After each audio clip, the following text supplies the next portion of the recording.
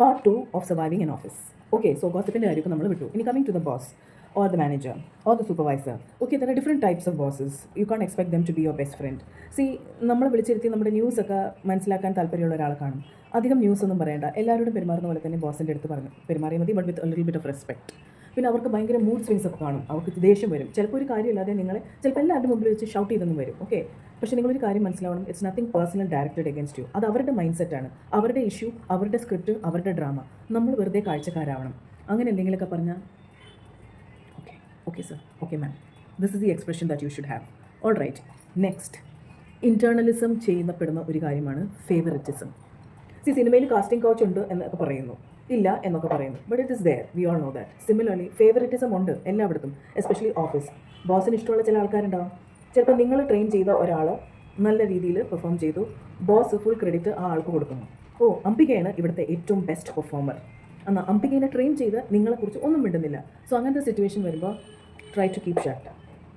നിങ്ങളൊന്നും മിണ്ടണ്ട, ആരോടും പരിഭവം പറയരുത്. Just keep quiet and concentrate on your work. All right, okay, if you internalise it, yes. പിന്നെ നിങ്ങളെ പൊളിക്കുന്ന രീതിയിൽ പലരും പല വർത്താനം പറയും, മീറ്റിംഗ്സിൽ ചിലത് എന്തെങ്കിലുമൊക്കെ പറയും. അന്ന് ഞാൻ ചെയ്ത മണ്ടത്തരം എന്താണെന്ന് വെച്ചാൽ, ഐ യൂസ് ടു സേ, അതെന്താ അങ്ങനെ പറഞ്ഞത്, അതെന്താ സാറേ ഇങ്ങനെ പറഞ്ഞത്, അത് ശരിയല്ലല്ലോ. ചിലപ്പോൾ ന്യായം എൻ്റെ ഭാഗത്തായിരിക്കാം, ബട്ട് അതൊക്കെ എനിക്ക് നെഗറ്റീവ് പോയിൻറ്റ്സ് ആയിട്ട് വന്നിട്ടുണ്ട്.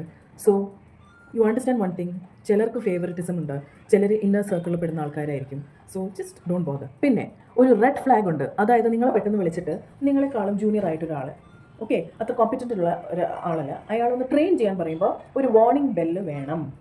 അതായത് നിങ്ങൾ ചിലപ്പോൾ ട്രെയിൻ ചെയ്യുന്ന ഈ ആൾ നിങ്ങളുടെ തന്നെ പോസ്റ്റ് തട്ടിയെടുക്കും, അല്ലെങ്കിൽ നിങ്ങൾ പറഞ്ഞു വിടാനുള്ള ഒരു ഉദ്ദേശം അവർക്കുണ്ടെന്ന്. ചിലപ്പോൾ that warning bell should be there. But എന്നാലും നിങ്ങൾ നിങ്ങളുടെ ഡ്യൂട്ടി ചെയ്യുക. നിങ്ങൾക്ക് ട്രെയിൻ ചെയ്യാൻ ഇഷ്ടമാണെങ്കിൽ train that person, otherwise in a nice way say no. അടുത്തത്, try not to get involve in romantic relationships. Office romance ഒക്കെ ഇറ്റ് വോണ്ട് വർക്ക് ഡാ. അത് എന്തിനാ വെറുതെ ഗോസിപ്പുകാർക്ക് കൂടുതൽ ഫ്യൂവൽ കൊടുക്കുന്നു എന്നല്ലാണ്ട് it's only going to end up in heart break and it's no.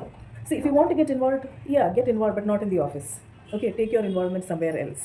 Romantic relationships venda. Hi, good morning, very friendly nature. That is all they expect from you. So it's not over. So we'll see you in part 3.